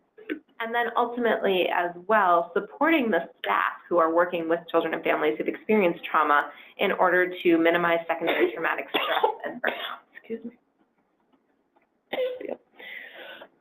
Go to the next slide, please. Yeah. So an impact on parenting. So it's important to remember that when caregivers have their own history, it can impact their ability to respond to their children, and it can impact their ability to recognize what is safe and what is unsafe, and keep themselves and their children safe from harm. So maybe they're putting their trust in the wrong people, and they have a hard time telling the difference. Parents fighting for survival might experience their own child as a threat to their well-being. So they might think that their kids are kind of trying to make them mad, and kind of out to get them and see them as the enemy. They might have trouble staying in control of their own emotions in stressful situations with the children. And this, of course, will escalate the situation, and it might lead to keeping the kids on high alert all the time because they never quite know when the parent or caregiver is going to kind of react in a stressful, threatening way. They might have trouble dealing with stress in healthy ways. They might, need strategies and coping mechanisms to help themselves in those situations. And they might have difficulty with trusting other people. So they're more likely to respond in ways that have been helpful to them in the past with negative experiences or their possibly unhealthy coping strategies, sorry. And this is particularly important in thinking about parents and families' interactions with systems, because the reality is our society, the way our healthcare and child protection systems are not always the best experience for parents. And so they may distrust not only people, but the systems that are trying to help them based on previous experiences in which their child may have been taken away from them, or something happened that was not actually supportive of the family that makes them hesitant to kind of trust our systems going forward. So let's tie a lot of this together in considerations when we're assessing and diagnosing trauma. So let's skip the next slide and go to the next one. Yeah. So it's important to think about trauma with these multiple lenses that we've been talking about. So the developmental lens, so how old is the child, affects a lot of these situations and responses. Trauma can make development go off track. So a 3-year-old, could be acting like a younger child due to traumatic experiences. The developmental stage of a child impacts how the trauma impacts the child. We want to be thinking about the attachment lens when we're thinking about these situations. What has a child learned to expect from relationships? If they have a secure attachment with a primary caregiver, that relationship can buffer the effects of the trauma, act as a protective factor. But trauma can obstruct the relationship between a child and a caregiver, as we've seen. The stress or trauma lens, so thinking about what happened to this child. As Katie said before, you don't want to think what's wrong with this child, but think about the underlying causes. What happened to this child to cause them to respond in this way, and trying to understand their behavior through that lens. And knowing that trauma can impact the neurobiology, as we've talked about. And of course, we always have to keep in mind the social and cultural lens. So the context, historical trauma that can impact across generations could be playing a role. And then of course, those cultural strengths that can provide protective factors and resilience for the children. Go ahead. So just some key components when thinking about that trauma lens. So we know that trauma can impact development. We've already mentioned many ways. It can impact the regulation of arousal, emotions, activity level, and attention. And we can think about behavior, understanding it through a trauma lens. Trauma and toxic stress can impact bodily sensations. Trauma triggers, memory of a trauma is encoded differently, so you have to be thinking about what in this environment might trigger a child who's been through trauma that might not have, any kind of effect on a child who has not experienced trauma. And rebuilding that protective shield. So healing from trauma needs to occur within the context of relationships. So how can we think about what protective relationships can we, build upon in trying to respond to this child's behaviors and issues? Okay, go ahead. So let's just think of an example here. Using a trauma lens is different from thinking about a situation from a behavioral perspective or a behavioral lens. So here's just an example. A behavioral lens uses the external dimensions of the things going on in the situation. So it looks exclusively at observable behavior. So what is the child doing? It considers external factors in the environment as the primary influence on behavior. So it's really not taking into account all the past experiences that the child has gone through. And shapes behavior through reinforcement. So you reinforce a behavior, it's more likely to occur again. If you punish a behavior, it's less likely to occur again. Just the basic behavioral psychology. And that stuff really works. This is one of the things one of the reasons that this lens kind of exists. This is often our default when we see behavior, is that we think about, what is going on, what comes before it, what happens after it, how do we change it based on that, and kind of considers those external factors, as Becca said. But the trauma lens kind of goes a little bit deeper. So, you could have the same behavioral situation, but you want to specifically consider the effects of trauma on what's going on in that child's behavior. So considering internal factors that influence behavior. What might that child be experiencing in terms of bodily sensations? Are there triggers going on that reacting to the experience based on past experiences? Are they hyper aroused, ready to respond to a threat at that high alert level that we talked about? And so the trauma lens addresses trauma effects through rebuilding that protective shield, integrating the trauma story, and regulating the system. So it's taking into all these different factors that we've talked about that could be impacting the child in that moment. And so here's a specific example. So let's say Sally is having a huge aggressive tantrum and the mom doesn't know what to do and is ineffective in her responses. So the behavioral explanation would be that Sally has learned that when she has a huge tantrum, she gets her way, right? So she's getting rewarded for having the tantrum because she's getting what she wants. And the intervention then would be to teach mom to ignore it and not give the response that Sally's looking for, and be more consistent in her discipline. So that's that behavioral lens. But with a trauma explanation, Sally is highly dysregulated because of her trauma history and has just experienced a trauma trigger, and she needs help. And the intervention in this case would be keep everyone safe while staying in the relationship and helping Sally regulate. And you would need to teach the mom to understand those trauma triggers. So the child, Sally, in this second situation has more needs, and just ignoring her and using a behavioral response is likely just to escalate the situation because of her past experiences and the way that she's been responded to in the past.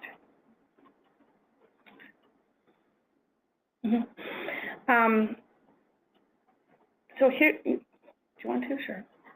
So just a couple things to be thinking about when we kind of conceptualize trauma. And, this is something that the NCTSN actually shares in some of their trainings. And I think it's really helpful because it's sort of a bigger picture in how we think about trauma. And so one thing is kind of this idea of if everything's trauma, nothing is trauma. And so we want to be really careful in what we identify and label as a traumatic event. And because otherwise then we're either overgeneralizing or we're missing an opportunity to really hone in on what the distinguishing factors are in terms of trauma and post-traumatic stress. As we've talked about, it's the child's experience of the event, not just the event itself, that is actually what is traumatizing. And if we don't look for or acknowledge the trauma, then we're going to be changing those behaviors constantly. So as Becca was talking about, if we kind of approach things in a behavioral way that actually have trauma underlying it, then we might be teaching mom to ignore, we might be saying she needs to be more consistent in her discipline, and that actually could be increasing the traumatic response or increasing the difficulty with regulation, when in fact we need to kind of to create a safe place, and mom needs to be more present than ignoring. So we need to really be thinking about addressing that underlying trauma rather than only the behavior. And then we also have to keep in mind that these behavioral and emotional adaptations, these behaviors that we see, the impacts in terms of social emotional development, that kids who are maltreated or experiencing trauma, that they show are actually really brilliant solutions that have helped them survive. They've helped them manage the trauma. They've helped them go through and come out of the experience that might have been abusive or neglectful or impacting them. But they're also personally costly. So long-term, those kind of, that higher level of stress activation, for example, is going to be problematic in terms of health and social emotional development. But in the short term, it was a great way to stay safe. So we want to kind of keep that in mind when we're addressing those symptoms also. And in most cases, a traumatic event involves some level of chaos. And so in order to sort of heal from that or help treat that, that trauma, what we really want to create is structure and predictability. The last couple, I think, are really important to be thinking about as well. This idea of if you don't ask, they won't tell. So the number of cases that come in related to ADHD or anxiety in the clinic that I work in, I think it's pretty high. And then we also have a pretty high percentage of those that end up being some underlying traumatic event. And the issue, it's not that these families have never sought services before, it's that people aren't asking about it. They don't think about the developmental history. They don't think about inquiring about potentially traumatic experiences. And so families don't necessarily know to talk about it. They don't know that these impacts, these early experiences, these traumas could be related to the behaviors they're seeing. And so if nobody asks, they're not going to be the ones to volunteer it. And for those who do know, it's potentially shameful or stigmatizing or scary or difficult to talk about. And so people will likely prefer not to talk about it if they don't have to. But if somebody asks, then they're much more likely to tell. And then finally, this idea of what's not integrated is repeated. And this is really where we see a lot of that intergenerational trauma too. So if you don't address the trauma, if you just address that behavior and you don't give a way of making meaning and that integrating that experience, then we see that kind of perpetuate in terms of the impacts across the life and then across generations as well. So in talking to parents about trauma, just some suggestions to keep in mind that you want to acknowledge their experiences and their perspective. So just, you know, some phrases that could be used, you know, you've both been through a lot. This hasn't been easy, has it? Just acknowledging where they're coming from. Sometimes when kids have gone through really hard things, they can behave like they are hyperactive. Sometimes it's hard to know what to do, things like that. You know, emphasizing that you know that they're wanting to keep their child safe, that they want what's best for their child, and that you're trying to help them with that. And so we've got a couple examples here. We're not going to show this just in the interest of time here, but there are a couple of really great videos online that can be used to help explain and discuss trauma and sort of what that means, how that looks inside children, and kind of in terms of understanding how the behavior can look. So we encourage you to take a look at these videos on your own. One is called A Clingy Thing, and the other one is called Inside Him. And so you can find those through the links on the slides, or also just looking for those terms on YouTube. And they're really nice examples of things you can use with families to kind of help them think about what their child might be experiencing related to trauma. So when we talk about assessing for trauma, we know that most of you are not going to be the ones who are doing the actual assessment, so we want to be thinking about kind of different levels. The diagnostic assessment, diagnosing trauma or post-traumatic stress rather, is something that's typically done by a mental health professional. We'll talk about that for just a second in a minute, but what we can do before children walk into kind of a mental health evaluation is think about kind of targeted questions about domestic violence or accidents or loss of family members, significant medical events. So again, this goes back to the idea of if we don't ask, they're not going to tell us. And then we also want to focus on the problem in the context of the child's overall development. So again, thinking about the ways that a child's developmental milestones might be impacted. For example, if parents are talking about toileting accidents or regression in other skills, we might want to be thinking about, has something changed? Is there some potentially traumatic event that's resulted in that change in behavior? And again, what you might hear is parents being frustrated that all of a sudden April is having accidents, but that might be a cue to you to think about digging a little bit deeper and asking those questions. When we know that there is a traumatic event, we want to also gather a lot of information. So we want to try to understand what was the reaction of the child, what was the reaction of the parent or caregiver, any changes in the child's behavior, any resources that exist to stabilize the child or family. So again, thinking about those protective factors that we could activate or support. The quality and the impact to the child's primary attachment relationships. So if the trauma involves a separation or loss of a primary attachment relationship, that's going to be really important to know in terms of the impact of that trauma. And vice versa, if they have primary attachment figures still present, but those relationships are disrupted, that's going to be another important thing to consider. And then the ability of the parents or caregivers to facilitate the child's healthy social, emotional, psychological, and cognitive development in general, and then also in the context of a trauma. So kind of a good rule of thumb is if you're not sure, you can always refer, especially for young children. We would much rather see them in our clinical offices and say, you know what, this is actually typical 3-year-old behavior, this is typical 4-year-old behavior, than have them not get treated and then years down the road have continued behavior concerns or continued emotional concerns. So just a few instruments. I'm not going to kind of go through all of these, but these are some instruments that you might see. For those of you listening later, there's a list of different instruments on the slide that can be used in assessing trauma, and these instruments are all parent report measures that are interpreted by a mental health professional. So they're not something that a parent would download and do on their own, but they might be things that you see in a report if the child is assessed through early intervention or a mental health clinic.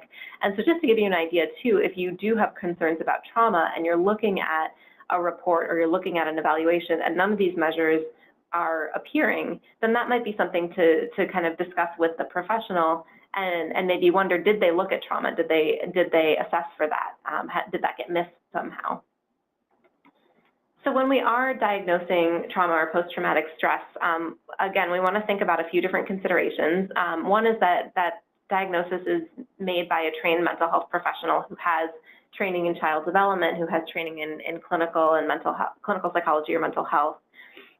But we also want to think about the idea that the diagnosis of PTSD doesn't necessarily take into account chronic, multiple, or ongoing traumas. Our diagnostic structure is not particularly developmentally sensitive, so a lot of kids who've been traumatized don't meet criteria based on sort of the letter of our diagnostic system. And as we mentioned all along in this webinar, PTSD can often look like autism, ADHD, anxiety, even oppositional defiant disorder.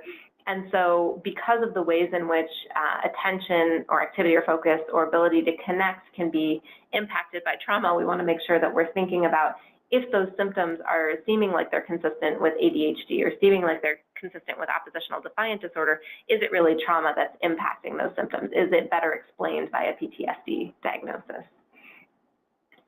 All right, so in the interest of time, I'm going to skip over the poll everywhere, but I do encourage you kind of to think about initially as we talked about the cultural considerations and how that might impact our diagnosis of post-traumatic stress disorder and understanding of trauma, particularly thinking about context that kids are growing up in and how that might experiences with racism or discrimination, for example, or poverty might explain the symptoms that we're seeing in conjunction with potentially, or maybe instead of, a diagnosis of PTSD.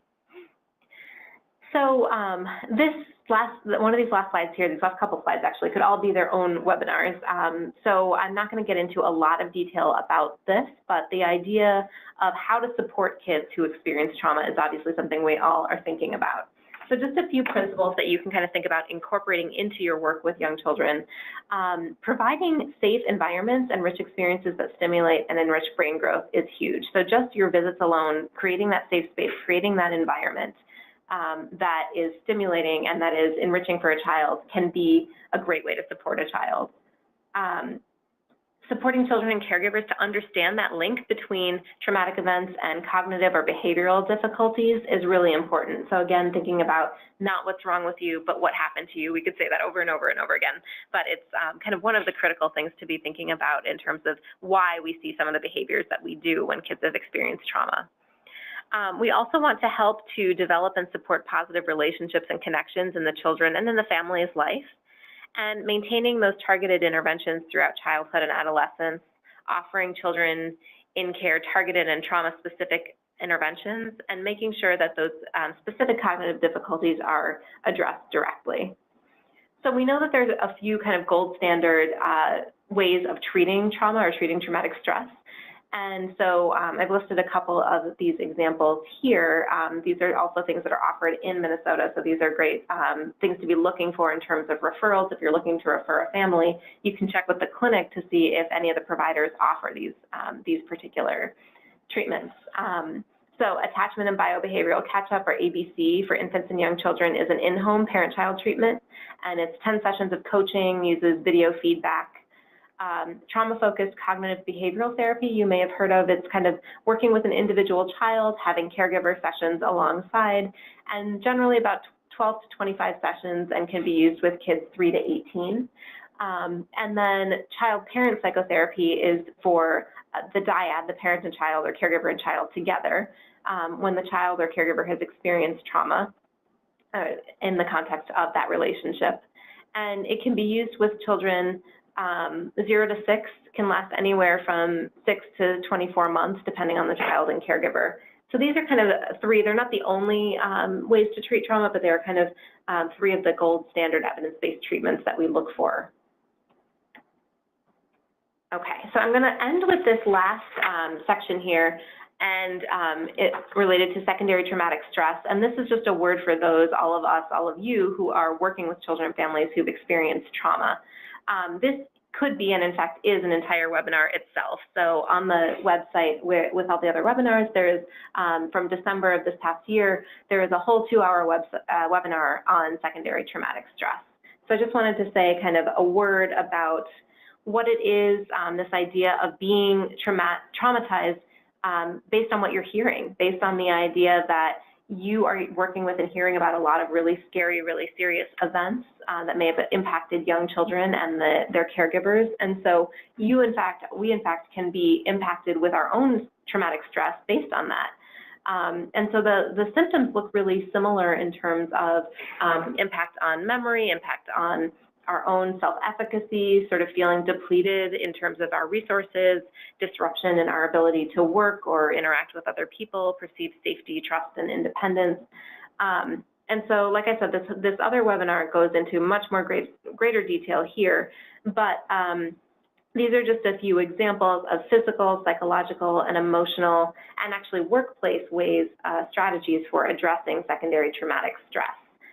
And so we encourage you to really use your supervision, use these strategies when you're working with families who've experienced traumatic stress to increase awareness, to increase your own self-awareness, maintain that healthy work-life balance, and develop some plans to really get that support in working in this really challenging area.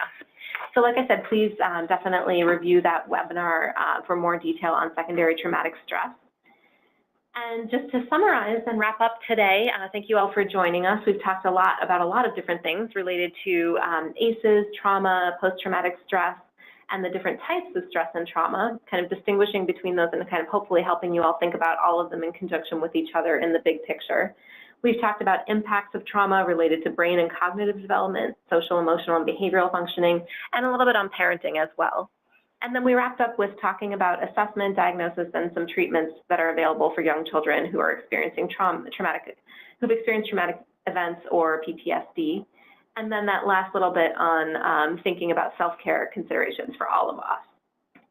So I've got a slide here that has lots of different resources. There's tons out there in terms of other more details on ACEs, and the NCTSN is a fantastic website that has lots of different resources and even additional webinars, brain development, and videos related to how brains are built, and Harvard Center for the Developing Child videos on toxic stress. And then thinking about trauma-informed systems as well. So we definitely encourage you to look at these additional resources on your own and kind of follow up on the things that we've covered today. All right, so thank you very much, and you have our contact information. If you have other questions, do feel free to email us and or get in contact with the Compassing Coalition. We'd love to hear from you or hear other questions. So again, thank you for joining us today. Thank you very much.